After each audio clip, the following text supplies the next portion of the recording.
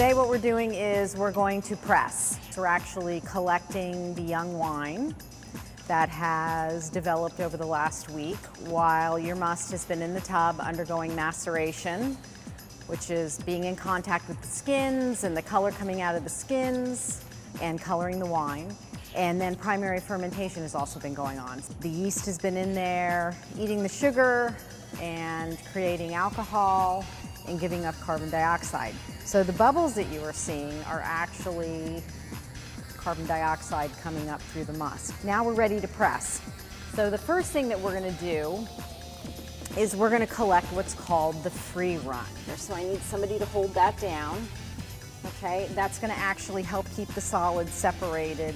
You can see the solid material is already adhering to the side. So during this process, we're going to also scrape some of the solid stuff down out of the side. Here we go. You can see that, right? I can see it.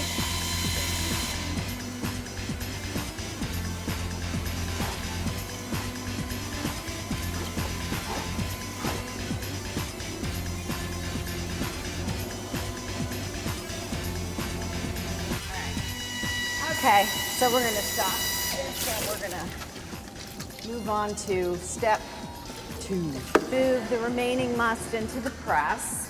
When you scoop this out, okay, and you go to move it over here to the press.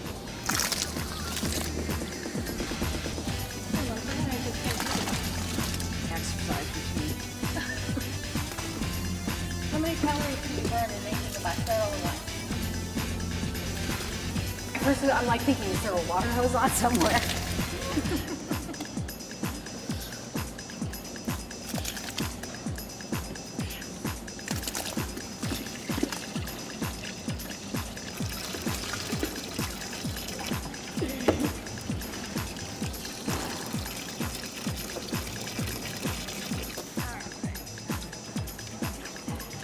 These are rice holes. And we just put a little layer on the top. They help to have a little more firmness underneath the wood pieces.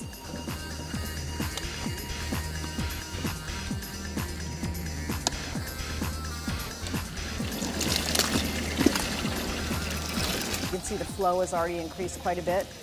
Slow and steady, like this. And what we want to look for around here are what I call shooters, because there's going to be pressure pockets that build up inside the must. And if we see a shooter, which is wine kind of squirting out from the side, then we want to stop. You don't want to overpress the must because then you start getting some bitterness as a result of crushed seeds and, you know, a lot of skin residue. We press to a certain point and then we call it a day because we've collected the best at that point. Enjoying this?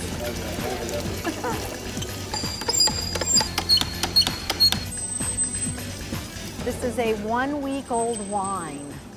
So you're going to taste a little bit of a bite there. Oh, it's very good. Even just like that. One of the processes that this has not undergone yet, which it will in the barrel, is something called secondary fermentation or malolactic fermentation. The color looks really great. Effervescence still in it. That's the fermentation finishing up. Has a nice level of alcohol, so I can taste the fruit. This is off to a very nice start. This is actually called an airlock or fermentation bubbler. This allows the gas to vent out, but air not to get in. This actually prevents your barrel from exploding. This is what we call the cake. And what we're gonna do is we're gonna divide that up in trash cans and get that all cleaned up. Oh, wow. I have a lot of gardeners that take this. Next step after this is racking.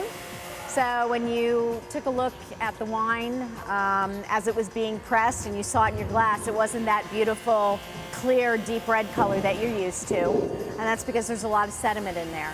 So while the wine is finishing up fermentation and undergoing secondary fermentation, that sediment through gravity is settling to the bottom of the barrel. Good for flavor up to a certain point, but after a period of about 100 days, we clear off the liquid, the clear liquid. We clean out the barrel and remove all the sediment, and then the wine goes back in the barrel and it continues aging. Okay, great. It's fun. It was particularly good to taste it because it actually tasted better than some wines I bought already.